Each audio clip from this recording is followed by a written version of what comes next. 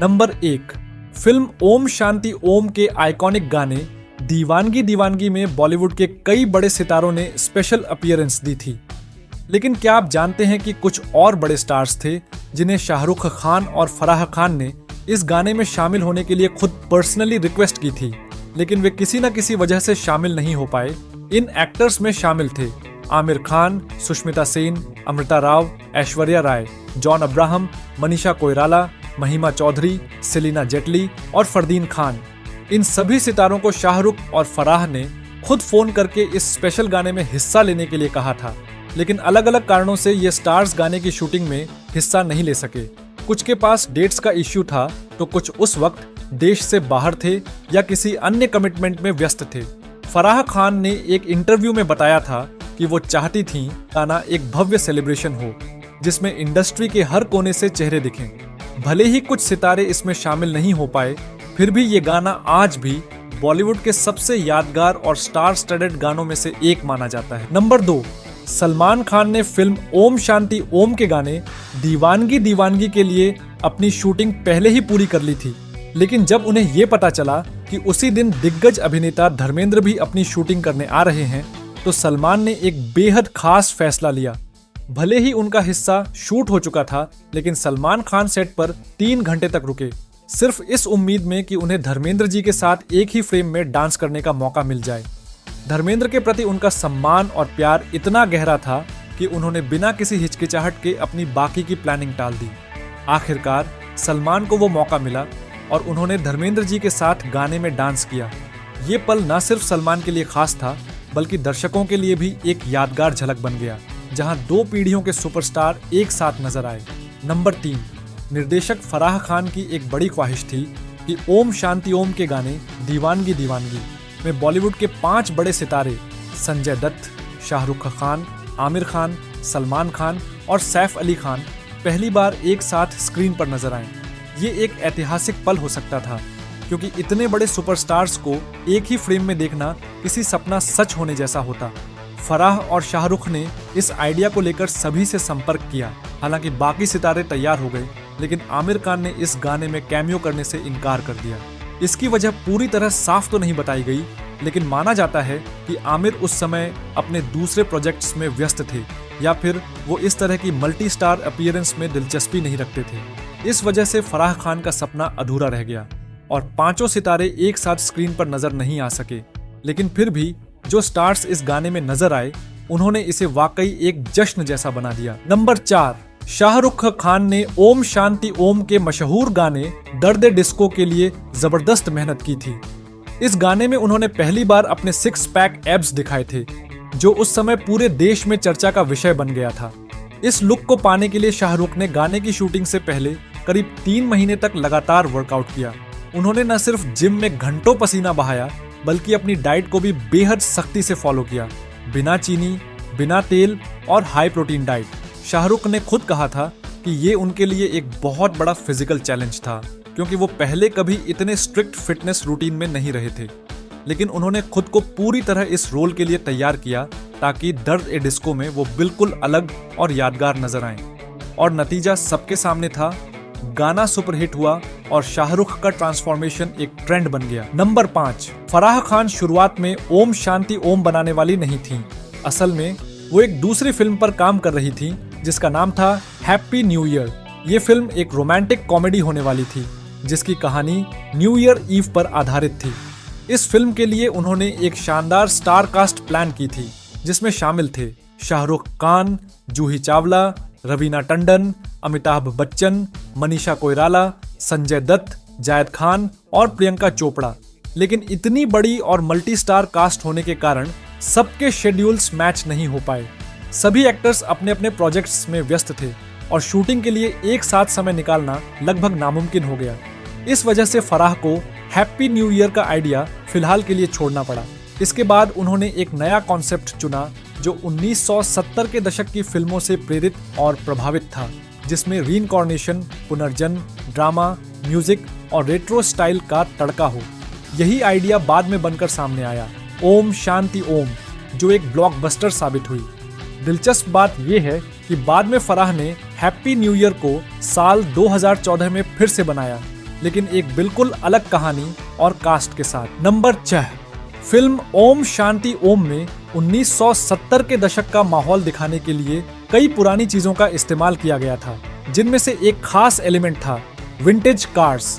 Film में जो पुराने जमाने की कारें दिखाई गई हैं, वो असल में बॉलीवुड के 2 दिग्गज सितारों की निजी गाड़ियां थीं, राजेश खन्ना और हेमा मालिनी की। इन कारों का इस्तेमाल सिर्फ सेट को रियल और ऑथेंटिक लुक देने के लिए नहीं, बल्कि 70 के ग्लैमर और शानो शौकत को दर्शाने के लिए किया गया था।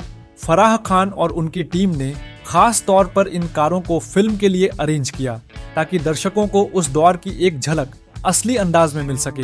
ये छोटी सी लेकिन दिलचस्प डिटेल इस बात को साबित करती है कि ओम शांति ओम को बनाने में कितनी बारीकी और लगन से काम किया गया था। नंबर 7, ओम शांति ओम के एक बेहद यादगार सीन में फिल्म फेयर अवार्ड्स के रेड कारपेट का दृश्य दिखाया गया है, जहां कई सितारे कैमरे के सामने पोज देते और बात करते नजर आते हैं। इस सीन की शूटिंग को लेकर एक बहुत दिलचस्प हकीकत है। फराह खान ने यह सीन किसी सेट पर नहीं, बल्कि असली फिल्म फेयर अवार्ड्स की रेड कारपेट पर शूट किया था।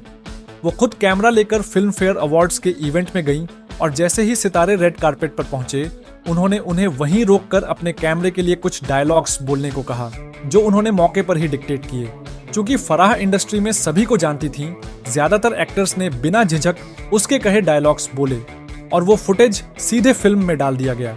इस क्रिएटिव तरीके से न सिर्फ फिल्म को रियलिज्म मिला, बल्कि बहुत सारे असली सेलिब्रिटी कैमियो भी बन गए, बिना किसी अलग शूटिंग शेड्यूल या सेटअप के। ये दिखाता है कि फराह खान ने कितनी चतुराई और फिल्मी प्यार के साथ ओम शांति ओम को गढ़ा था। नंबर 8, अर्जुन रामपाल को ओम शांति ओम में विलेन मुकेश मेहरा उर्फ माइक का किरदार निभाने का ऑफर मिला था, लेकिन शुरू में उन्होंने इस रोल को करने से मना कर दिया था। अर्जुन को लगा कि ये किरदार बहुत ज्यादा नेगेटिव और ईविल है, एक ऐसा इंसान जो लालच और क्रूरता की सारी हदें पार करता है, यहाँ तक कि अपनी प्रेमिका को जिंदा जला देता है। अर्जुन को डर था कि ऐसा रोल उनकी इमेज पर असर डाल सकता है, लेकिन फिर शाहरुख खान ने उन्हें पर्सनली समझाया और मनाया। शाहरुख ने उन्हें यकीन दिलाया कि ये किरदार फिल्म के लिए बहुत जरूरी है और अगर अर्जुन इसे निभाएंगे तो ये बहुत दमदार लगेगा। उन्होंने ये भी कहा कि ऐसे किरदार अक्सर यादगार बनते हैं। आखिरकार अर्जुन मान गए और नतीजा सबके सामने है। मुकेश मेहरा का किरदार आज भी लोगों को याद है और अर्जुन की एक्टिंग को खूब सराहा गया। इस रोल ने उन्हें एक नया अभिनय आयाम भी दिया, जिससे साबित हुआ कि वो सिर्फ हीरो नहीं, बल्कि एक शानदार विलेन भी बन सकते हैं। नंबर 9, ओम शांति ओम के सुपरस्टार भरे गाने दीवानगी दीवानगी में फराह खान चाहती थीं कि अमिताभ बच्चन भी शामिल हों। उन्होंने उन्हें इस गाने के लिए इनवाइट किया था और बिग बी भी आने के लिए तैयार थे, लेकिन उसी दौरान एक बहुत ही खास पारिवारिक इवेंट चल रहा था, अभिषेक बच्चन की शादी ऐश्वर्या राय से। अमिताभ बच्चन उस वक्त शादी की तैयारियों और रस्मों में व्यस्त थे और इसी वजह से वो शूटिंग के लिए समय नहीं निकाल पाए। बाद में फराह ने मजाक में कहा था कि बिग बी आ तो जाते, लेकिन बस जरा से बिजी थे बेटे की शादी में। ये एक हल्के फुल्के अंदाज में कही गई बात थी, लेकिन इससे ये साफ था कि वो भी चाहते थे कि अमिताभ बच्चन जैसे लेजेंड इस गाने का हिस्सा बने। फिर भी बिना बिग बी के भी गाना एक सितारों से सजी महफिल बन गया, लेकिन अगर वो होते तो ये पल और भी ऐतिहासिक हो जाता। नंबर 10, जब ओम शांति ओम बन रही थी, उस समय दीपिका पादुकोण सिर्फ 20 साल की थीं। यह फिल्म उनके करियर की पहली बॉलीवुड डेब्यू फिल्म थी और उन्होंने एक साथ 2 रोल निभाए, शांति प्रिया 70 की सुपरस्टार और सैंडी मॉडर्न जमाने की लड़की।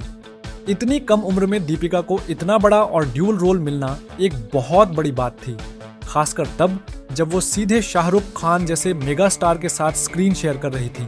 फराह खान ने दीपिका को एक किंगफिशर मॉडलिंग प्रोजेक्ट में देखा था और तभी उन्हें फिल्म के लिए चुन लिया था। उनकी मासूमियत, ग्रेस और स्क्रीन प्रेजेंस ने फराह और शाहरुख दोनों को इम्प्रेस कर दिया और फिर जो हुआ वो इतिहास है। ओम शांति ओम सुपरहिट रही और दीपिका रातों रात स्टार बन गई। नंबर 11, फिल्म ओम शांति ओम में दीपिका पादुकोण की आवाज असल में उनकी अपनी नहीं थी। उनकी डबिंग मशहूर वॉइस आर्टिस्ट मोना घोष शेट्टी ने की थी। चूंकि उस वक्त दीपिका की हिंदी में पकड़ थोड़ी कमजोर थी और उनका एक्सेंट थोड़ा अलग था, इसलिए फराह खान और मेकर्स ने फैसला किया कि उनकी आवाज डब की जाएगी ताकि किरदार को एक परफेक्ट रेट्रो टच मिल सके, खासकर शांति प्रिया जैसे ग्लैमरस और सॉफ्ट क्लासिक कैरेक्टर के लिए। हालांकि फिल्म में एक ऐसा छोटा सा प्यारा मोमेंट है जहां दीपिका की असली आवाज सुनाई देती है। ये सीन तब आता है जब दीपिका सैंडी, शाहरुख, ओम से मिलती है और दोनों एक साथ समय बिताते हैं। ठीक मैं अगर कहूँ गाने से पहले, उस सीन में दीपिका की एक लाइन है जो उन्होंने खुद अपनी आवाज में बोली है और ये लाइन वाकई में उनके किरदार में एक नेचुरल टच जोड़ देती है।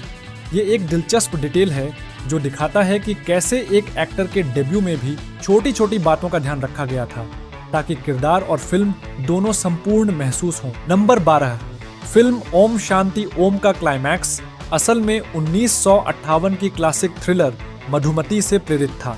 मधुमती एक पुनर्जन्म पर आधारित फिल्म थी जिसमें एक लड़की की रहस्यमयी मौत होती है और सालों बाद उसका प्रेमी एक नई लड़की से मिलता है जो हूबहू उसी जैसी दिखती है। कहानी में आत्मा, बदला और सस्पेंस का जबरदस्त मेल था जो उस दौर में भी दर्शकों को चौंका गया था। ओम शांति ओम के क्लाइमैक्स में भी यही थीम दिखाई देती है। यहाँ तक कि जिस तरह मधुमती में आत्मा की मौजूदगी से गुनहगार डरकर टूट जाता है, वैसा ही कुछ ओम शांति ओम के आखिरी सीन में भी होता है जब मुकेश को लगता है कि शांति की आत्मा सच में लौट आई है और वह अपने डर में फंसकर बर्बाद हो जाता है। फराह खान ने इस क्लासिक को एक कॉमिक, मॉडर्न और म्यूजिकल अंदाज में ट्रिब्यूट दिया और इसी वजह से ओम शांति ओम न सिर्फ एक एंटरटेनिंग फिल्म बनी बल्कि एक नॉस्टैल्जिक सैल्यूट भी थी पुराने जमाने के सिनेमा को। नंबर 13, ओम शांति ओम में मुख्य विलेन मुकेश मेहरा उर्फ माइक का किरदार असल में पहले विवेक ओबेरॉय को ऑफर किया गया था। फराह खान और शाहरुख खान चाहते थे कि विवेक इस नेगेटिव रोल को निभाएं क्योंकि उस समय विवेक ने कुछ प्रभावशाली परफॉर्मेंस दिए थे और उनके अंदर एक डार्क, इंटेंस किरदार निभाने की क्षमता भी थी। लेकिन किसी कारणवश, जो शायद स्क्रिप्ट, डेट्स या व्यक्तिगत प्राथमिकताएं हो सकती हैं, विवेक ओबेरॉय ने इस रोल को ठुकरा दिया। इसके बाद ये रोल अर्जुन रामपाल को ऑफर किया गया। शुरू में अर्जुन ने भी इसे करने से हिचकिचाहट दिखाई क्योंकि उन्हें लगा कि यह किरदार बहुत ज्यादा ईवल और क्रूर है, मगर फिर शाहरुख खान ने उन्हें पर्सनली कन्विंस किया और उन्होंने यह रोल स्वीकार कर लिया। नंबर 14, फिल्म ओम शांति ओम को 9 नवंबर 2007 दिवाली से ठीक पहले के दिन रिलीज किया गया था। इसी दिन संजय लीला भंसाली की फिल्म सांवरिया भी सिनेमा घरों में आई थी। इस वजह से उस समय दोनों फिल्मों के बीच एक बड़ा बॉक्स ऑफिस क्लैश माना जा रहा था। एक तरफ थी सांवरिया जो 2 नए स्टार किड्स रणबीर कपूर और सोनम कपूर का डेब्यू थी। दूसरी तरफ थी ओम शांति ओम जिसमें शाहरुख खान और दीपिका पादुकोण नजर आ रहे थे। लेकिन रिलीज के बाद सब कुछ बदल गया। ओम शांति ओम को जबरदस्त ओपनिंग मिली। दर्शकों ने इसके एंटरटेनमेंट, गाने, कॉमेडी, ड्रामा और रेट्रो फील को खूब पसंद किया। फिल्म ने न सिर्फ इंडिया में बल्कि इंटरनेशनल मार्केट में भी बेहतरीन कमाई की और साल की सबसे बड़ी हिट बन गई। वहीं दूसरी तरफ सांवरिया को मिक्स्ड रिव्यूज मिले और वो बॉक्स ऑफिस पर ज्यादा कमाल नहीं दिखा पाई। इस तरह ओम शांति ओम ने न सिर्फ दिवाली की रौनक बढ़ाई बल्कि 2007 की सबसे यादगार फिल्मों में अपनी जगह पक्की कर ली। नंबर 15, ओम शांति ओम वो दूसरी फिल्म थी जिसमें शाहरुख खान ने पुनर्जन्म पर आधारित किरदार निभाया। इससे पहले उन्होंने 1995 की सुपरहिट फिल्म करण अर्जुन में भी ऐसा ही रोल किया था जहां वो अर्जुन के किरदार में थे। उस फिल्म में भी शाहरुख और सलमान खान को उनके पिछले जन्म में मारा जाता है और फिर दोनों का पुनर्जन्म होता है।